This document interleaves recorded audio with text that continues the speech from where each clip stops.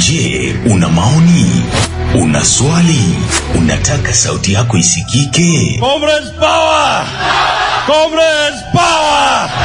Comrades power! That the government agency have been trying to frustrate one of our students. Karibu katika Baraza la Mvita, jukwaa la mijadala na masuala ya kijamii, kiuchumi na kisiasa yanayoigusa jamii na taifa kwa ujumla. Our president, tunataka kazi.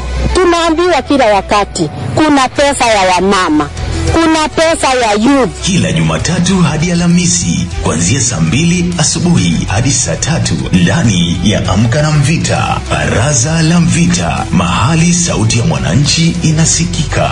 Mvita FM.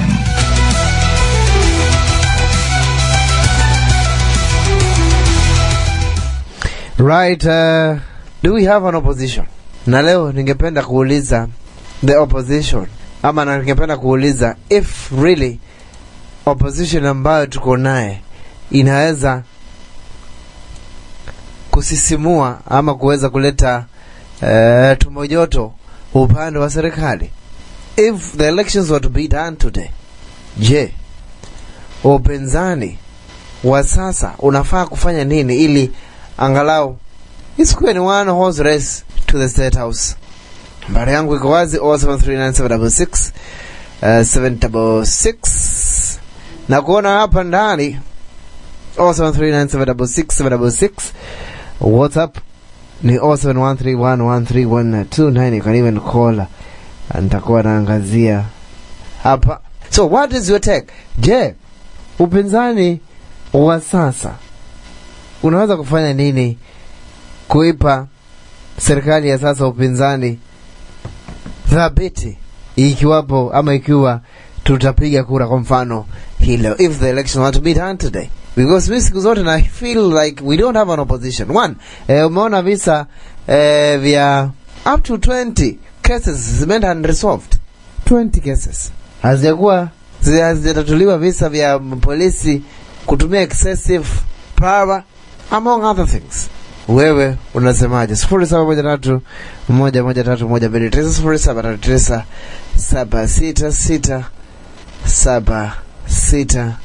0766766666.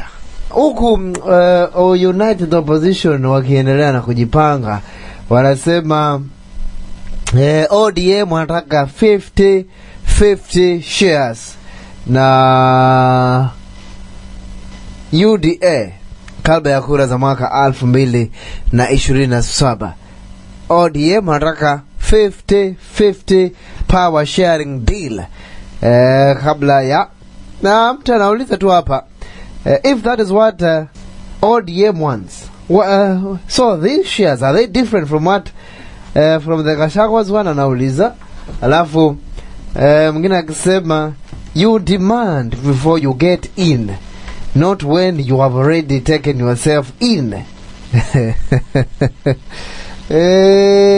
Hatari sana. Good morning. Mambo namna gani? Mambo salama kabisa. Mwezi ni wa pili. Mwezi wa, kama hujaambiwa will be my Valentine as early as now. Then hata unanikumbusha. Sikuwa najua. Kama hujaambiwa as early as now, then you're out. Mambo namna gani? Mambo salama. Yes, na tunaangazia kura za upinzani, siasa za upinzani hapa. Na tunauliza, kana upinzani leta sisimua siasa za 2027, and what can they do? Because tunaona ODM ni kama tayari wameingia bedroom na serikali ya sasa.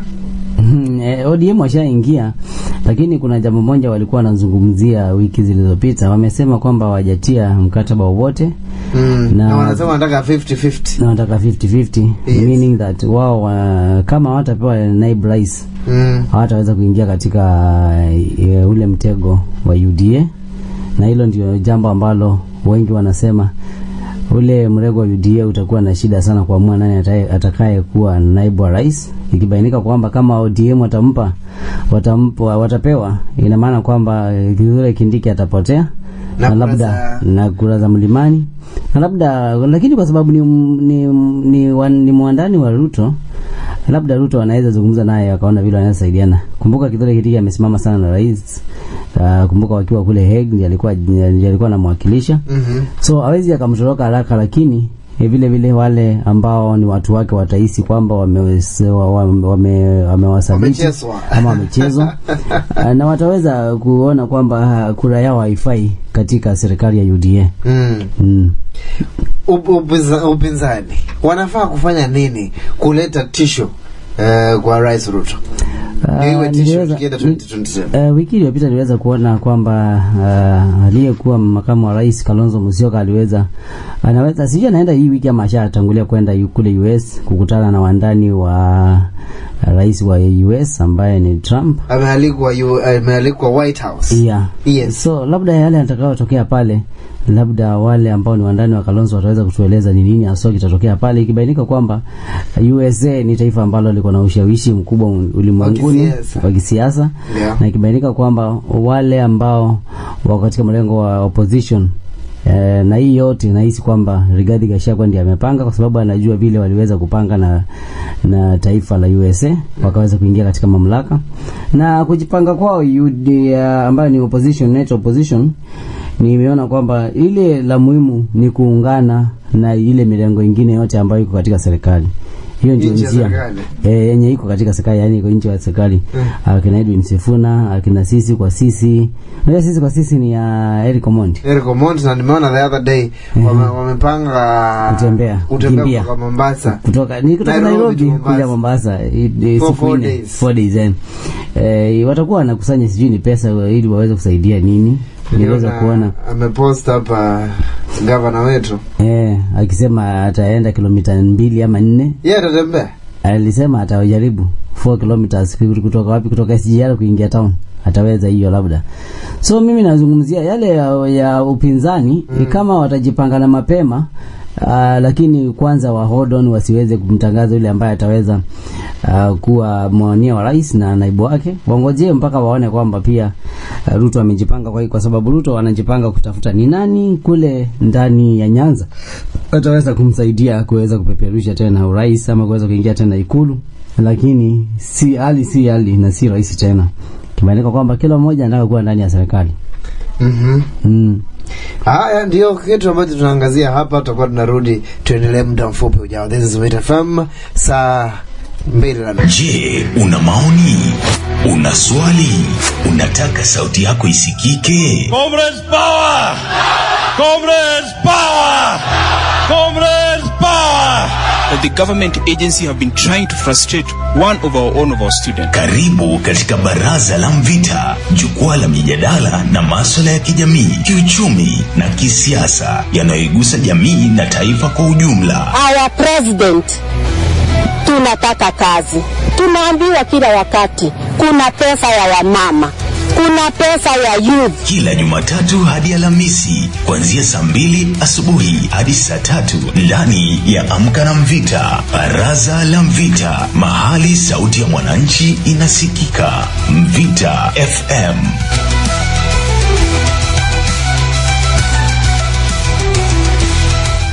Mvita FM. Upinzani, they should be putting pressure kwa this government. Now they are not doing that so far.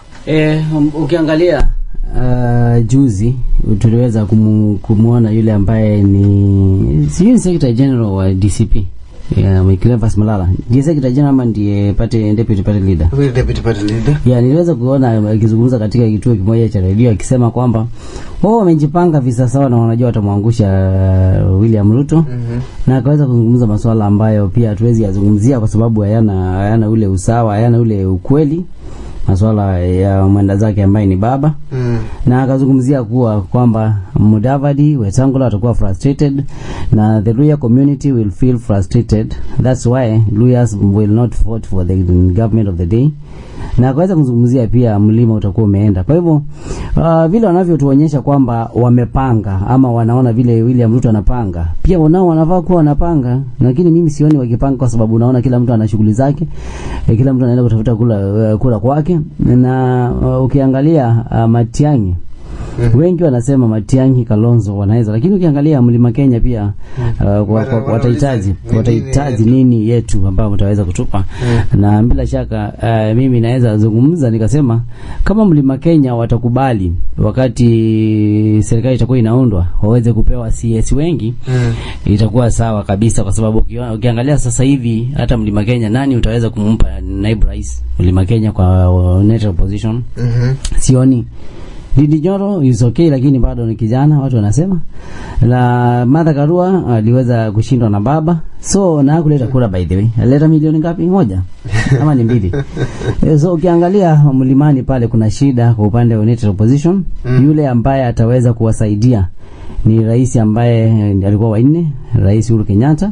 Kama ataweza kuingilia hiyo siasa na aweze kuzungumza, round hii Mlima watamsikiza rais ambaye alimaliza hatamu yake, Uhuru Kenyatta, kwa sababu ukiangalia mara nyingi wamekuwa wakisema Kenyatta alituambia, Kenyatta alituona, Kenyatta alituambia. So round hii lazima watamsikiza, na kumsikiza ni kusema hata kama ni Kalonzo na Matiang'i wapige kura hapo. Kwa hivyo ni kujipanga na mapema, na kwa sababu sasa hivi upinzani ni kama wanasema tumpe Kalonzo alafu Matiang'i akuwe mdogo wake. Itakuwa sawa kabisa, kwa sababu ukiangalia sasa hivi yule mtu ambaye will that be the ticket that according to me that's the best, kwa sababu ukiangalia sasa hivi hata nimetembea sehemu tofauti na nimeweza kusikia watu wa Mlimani wako na trust kubwa sana na Kalonzo Musyoka. Na ukiangalia kura za Mlimani ni kura nyingi sana, na ndio kura ambazo ndio zitaamua bila shaka nani ataweza kuwa rais ifikapo 2027. Na ukiangalia kwa undani Kalonzo hajakuwa na beef na watu wa eneo lote. Kwa hivyo Matiang'i ilikuwa deputy wake si mbaya, lakini naye Uhuru Kenyatta aweze kusaidia kura za Mlimani sikuje 100 juu ya 100 kwa hiyo pakti ya Kalonzo Matiang'i. Okay. Bila hivyo itakuwa ni kazi ngumu sana, na wataweza kubwaga tena na Rais William Ruto. So the best thing ni wakubaliane. Kalonzo akue flag bearer, na Matiang'i akue deputy wake, na Uhuru Kenyatta akue mstari wa mbele kuambia watu wa Mlimani waweze kupigia hiyo pact kura. Bila hivyo itakuwa ni kazi ngumu, lakini vile naamini kwamba kuna wale ambao unajua wataletwa na Ndindi Nyoro, kuna wale wataletwa na akina Gachagua, na pia kuna wale Uhuru Kenyatta wataletwa, na pia kuna wale ambao wameamua wacha tutoe huyu juu wanasema mbona atoke. Hata wanachagua kijana, wanasema mbona atoke, hawajui atatoka aende wapi, lakini wanasema mbona atoke. So wacha tungoje tuone kama ni mbona atoke ama ni mbona arudi. Jana jioni Eliud Owalo bado pia yeye unajua anagombea rais. Anasema ako ndani kabisa, na yeye anasema yeye si molo wa mtu. Yeye anasema amekuja kugombea rais kwa sababu anajua kwamba anaweza kubadilisha nchi yetu ya Kenya, na ameshuhudia kwamba ufisadi umekuwa ndio damu sugu sana katika nchi yetu ya Kenya. Je, una maoni? Una swali? Unataka sauti yako isikike? Comrades power! Comrades power! Comrades power!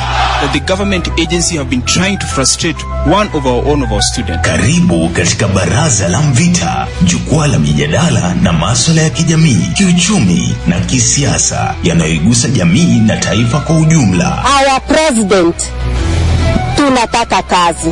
Tunaambiwa kila wakati kuna pesa ya wamama, kuna pesa ya youth. Kila Jumatatu hadi Alhamisi kuanzia saa 2 asubuhi hadi saa 3 ndani ya Amka na Mvita. Baraza la Mvita, mahali sauti ya mwananchi inasikika. Mvita FM.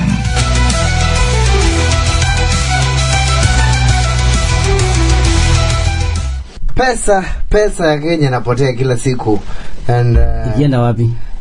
See the other day umesikia 11 billion. By the way, cannot be traced. By the way, na inasemekana kwamba yule ambaye ni bibi yake David D ndiye aliweza kupeana tenda kwa kampuni ambayo anafanyia kazi.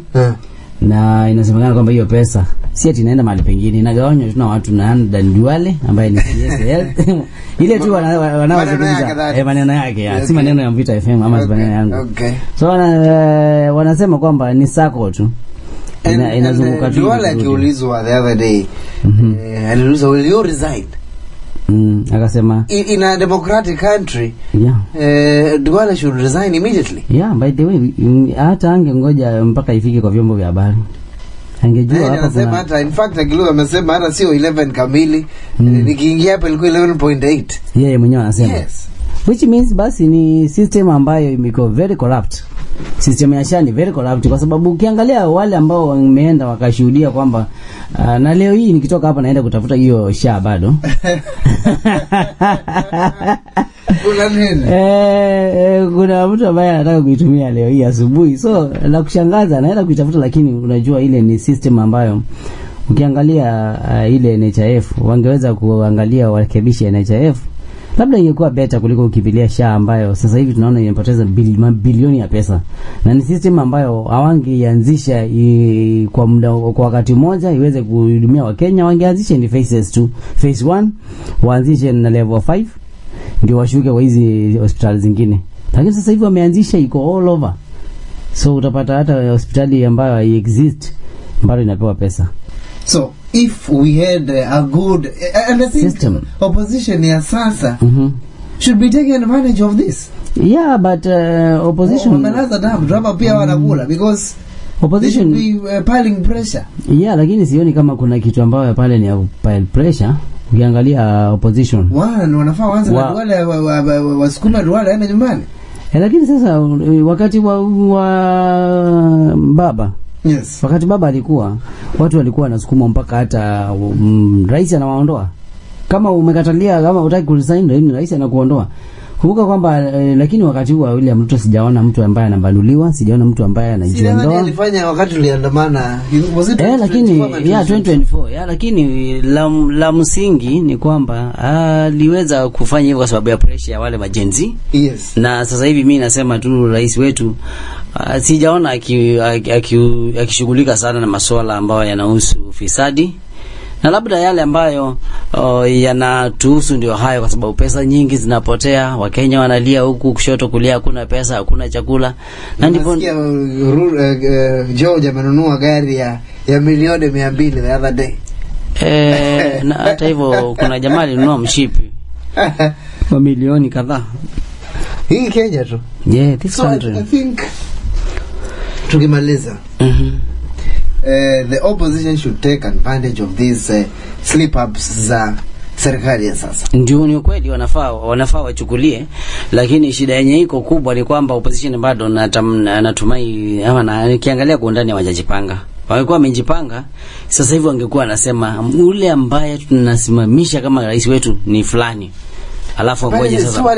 Not truly. One year to the ballot. And I quote what Gachagua said the other day kwamba if we do that, atapewa pressure na serikali, atakuwa intimidated.